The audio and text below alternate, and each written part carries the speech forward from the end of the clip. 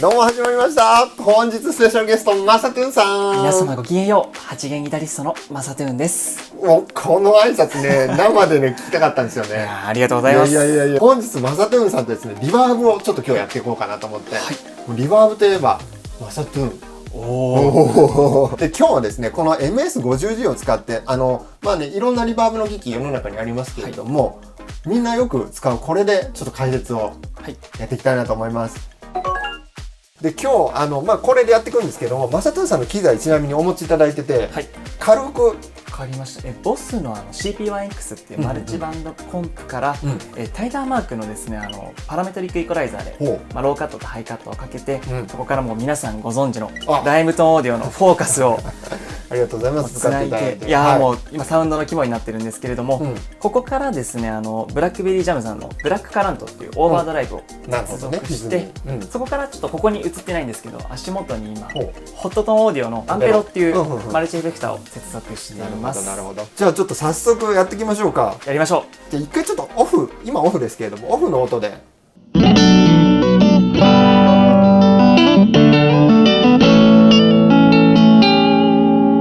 おお、8弦ギター、そしてタッピング。もう王子。ありがとうございます。王子です。じゃあせっかくなんですよ、まさとゥンさんいつもどういうふうにリバーブちょっと使ってらっしゃるか、なんか軽く、マルチストンプを使うときは、これだ、チャーチっていう広い会場の、モデリングしたやつのミックスをもう40ぐらいで結構深めにかけてます。なるほど。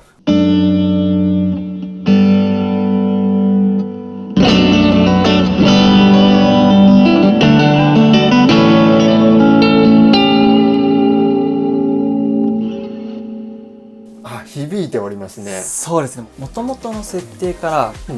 れですねリバーブの長さをちょっと長めにして、プレディレイもちょっと遅めにしてから、トーン削ってハイダンプだけちょっと高めにしておくと、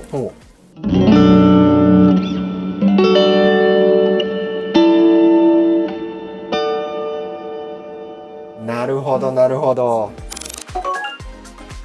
でちょっとこの辺からちゃんと説明していくと、まず選ぶのはやっぱりリバーブの種類を選ぶってところからスタートして、代表的なところはやっぱりこのホー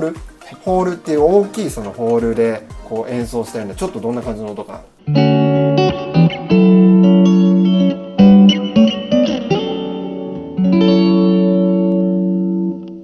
こうふわーって広がる。これもうちょっと大きくかけるともっとがっつりね、本当に大きいところで演奏するような感じのホールっていうのだとか、あとこのルームっていうのは部屋の響きを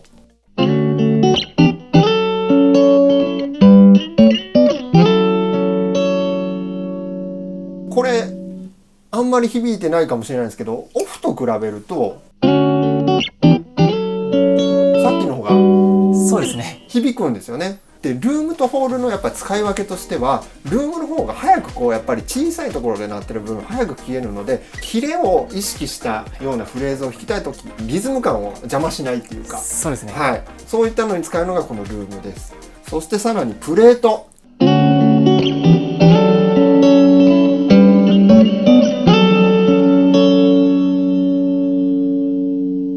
っちゃいいやん。すごい綺麗ですね。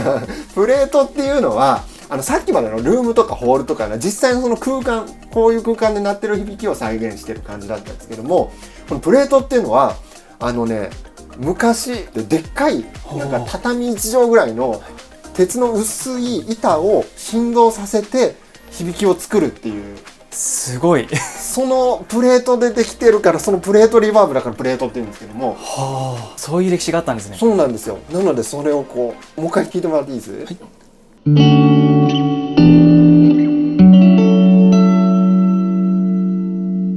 んか金属揺れてる感しません？言われてみたら。確かに言われてみるとそんな感じしますね。そう。そ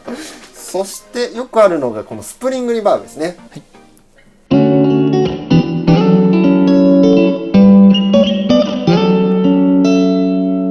おー、いいですね。まさとゥンさん、スプリングリバーブってなんでスプリングっていうかご存知です？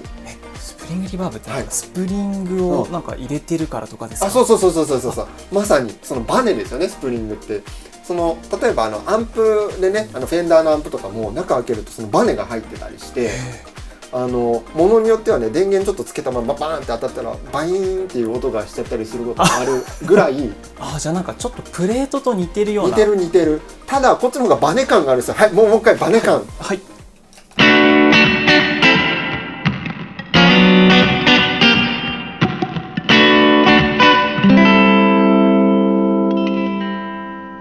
そ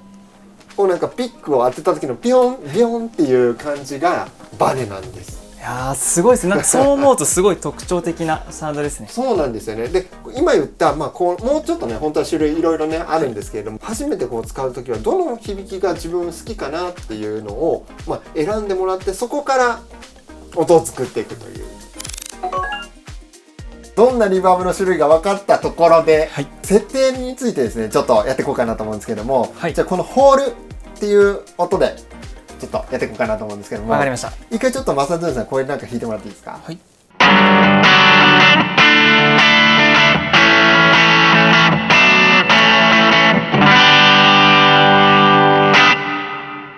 かかってますねリバーブ。はい、で今聞いてちょっと皆さんどうでしたか。なんかこうしたらいいとかなんか浮かんだ方いらっしゃればと思うんですけども、僕が思ったのはちょっとこうかき鳴らすフレーズなのに響きがちょっと邪魔してて、ちょっとリバーブもうちょっと下げた方がいいんじゃないかなと僕は思ったんですけれども、下げ方2種類あって、ディケイとミックスでこうどっちでこう調整するかっていうところなんですけども、基本はこのディケイっていうやつを触ります。でディケイっていうのはその音のこの広がり、このワーンって広がった音がどれくらいですぐ消えていくか、響きがどれくらいになってるかっていうのがディケイなんですけども、ちょっと小さくすると一回こうジャッて弾いてもらうと、はい、こうねかかってるんだけれどもすぐ消えていくので、これでフレーズを弾くと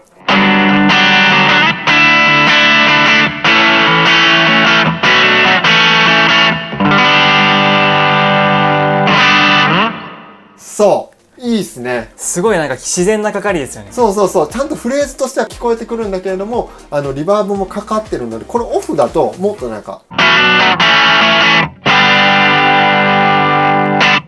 こうちょっと寂しいっていうか恥ずかしいっていうか、そうです。もうほんとそのままの音そうって感じですよ。あとはですね、ディケイは、割とあるんだけれども、このミックスっていう混ぜ度合い、ディケイの広さは、中くらいなんだけれども、あんまり混ぜないっていうやり方もあって、これで弾くと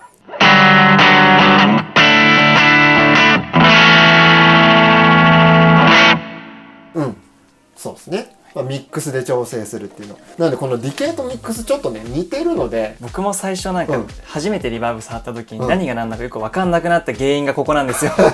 ディケイミックス似てる問題。そうなんですよ。なので基本的にはミックスは一旦50とか半分でしといて、ディケイで調整して、このディケイが好きなんだけど、もうちょっとこのリバーブの音量増やそうかな減らそうかなって時に最後の調整でミックスをね、調整した方がいいかもしれないですね。そしてトーン、リバーブのこの残響音の部分の音を明るくするか柔らかい感じにするか。はい。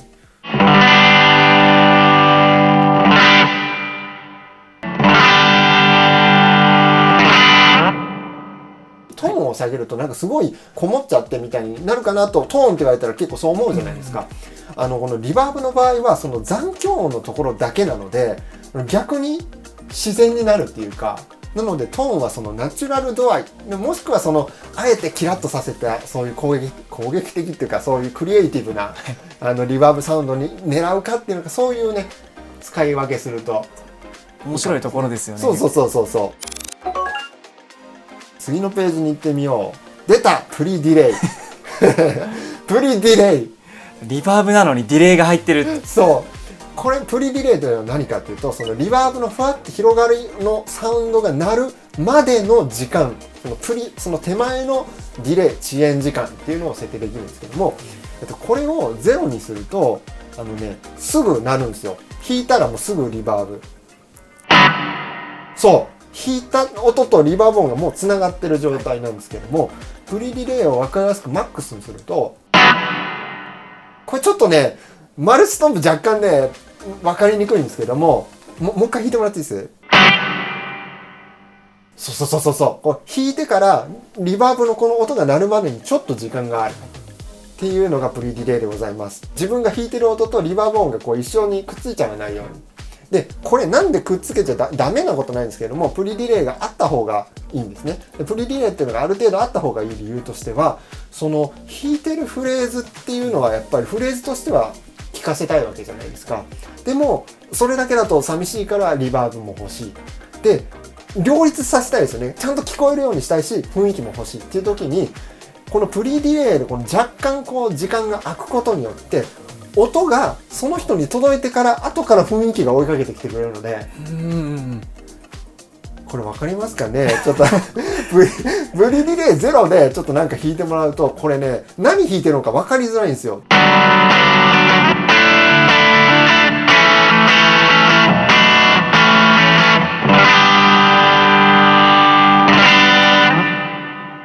覚えました？今の音割とつながってたじゃないですか。でプリディレイがちゃんとある程度あると、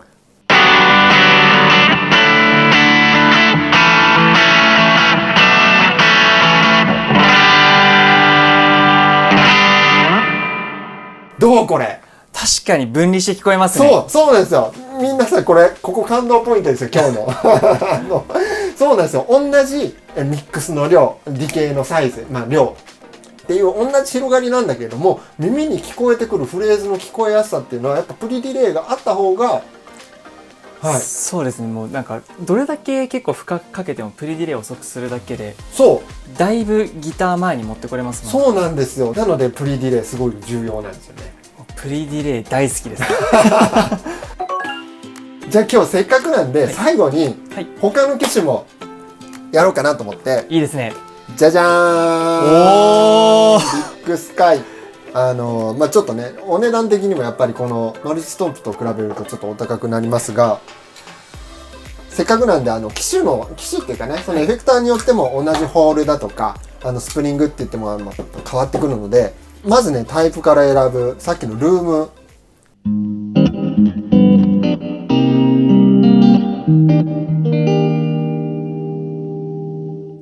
同じルームでも、全然なんか部屋の質感とかも全く違いますね。違う部屋にね。まあね、そうちょっ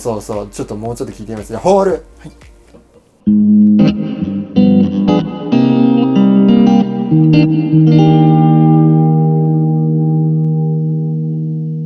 いいっすね。ちょっとめっちゃでっかくしてみようかな。めっちゃディケイでかいホール。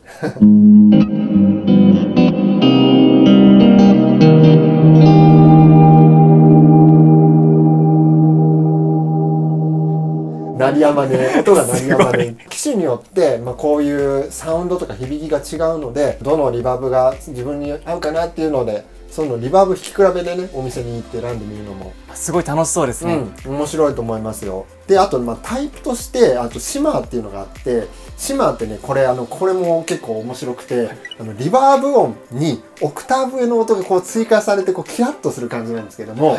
シマーといえばマサトゥーンさん。そうですね。結構使ってる楽曲が多いですね。じゃあちょっとぜひなんか。はい。